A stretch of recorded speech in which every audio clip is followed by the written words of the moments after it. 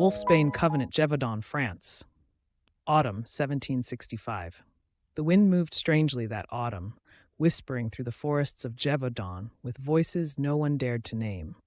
Among the Cevennes mountains, the villagers kept close to their fires and closer still to their prayers, for something old was waking beneath the soil. Something with claws, with teeth, and with a name the earth had tried to forget. It began with a bloom. The purple flowers of Wolfsbane pushed up through frost-bitten roots, far too early and far too many. To Mireille Faure, the red-haired herbalist, it was no coincidence. The Wolfsbane always bloomed before blood was spilled. In the village forge, Émile Charbonneau stoked the flames. He was a quiet man of 27, a blacksmith with strong hands and amber eyes that caught the firelight strangely. Honest, hardworking, and respected, but he had dreams that tore him. From sleep. Dreams of running on all fours, of snarling breath and shattered moonlight, of hunger he couldn't explain. When the sheep began dying, it was written off as wolves. When the child vanished and only her bloody bonnet was found near the woods, that excuse collapsed. Father Armand Delacroix, the village priest, called for prayer. But fear made men look for blood, not answers. At his chapel, he read aloud an old verse from a parchment found in the abbey ruins. Even a man who is pure in heart and says his prayers by night may become a wolf when the wolfsbane blooms and the autumn moon is bright. He scoffed as he read it. That night, the church windows shattered. Émile awoke in the forest, naked, covered in scratches and something red. Mireille knew then. She had seen it before, in her books, in the pages hidden beneath floorboards. The Charbonneau bloodline was cursed. A man named Lucien Charbonneau had been hanged for lycanthropy in 1683 after a series of murders.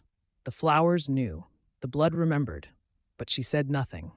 Instead, she brought Émile a potion, monkshood to quiet the wolf, valerian to sedate the man. "Drink," she whispered, her hand trembling, "and maybe the moon will pass you by." It didn't.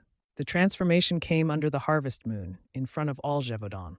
Émile's bones snapped and reshaped. His cries turned to howls. His body became something else, tall, black-furred, with fangs and fire in his eyes.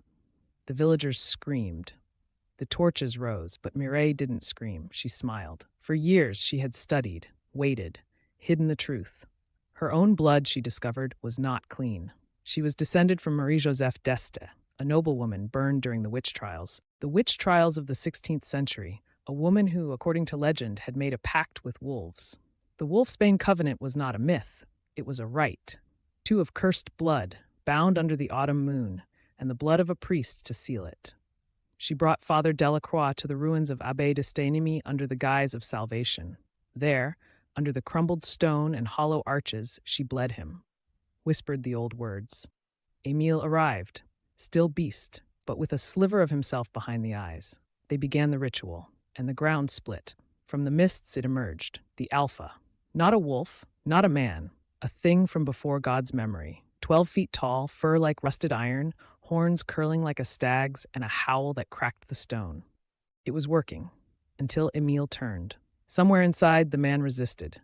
He looked at Mireille, her hands soaked in blood, her smile stretched too wide. He remembered the girl's bonnet, the shepherd, himself, and he struck. With one terrible blow, he tore Mireille's heart from her chest. Her final breath left not in words, but in shock. The Alpha howled in agony. Without the second soul, the ritual failed. Its form turned to ash, and the howl died. And Émile vanished into the forest. The killing stopped, the flowers withered, the village healed as best it could. In time, they built a statue at the chapel. Beneath it, a plaque. Even the pure in heart must face their darkness. And yet, every autumn, when the wolfsbane blooms once again, someone swears they see a shadow atop the cliffs, watching, waiting, protecting. Some say it's Émile. Others say the ritual was never truly broken, because in the catacombs beneath the chapel, behind a sealed door of iron and scripture, Mireille's body is missing.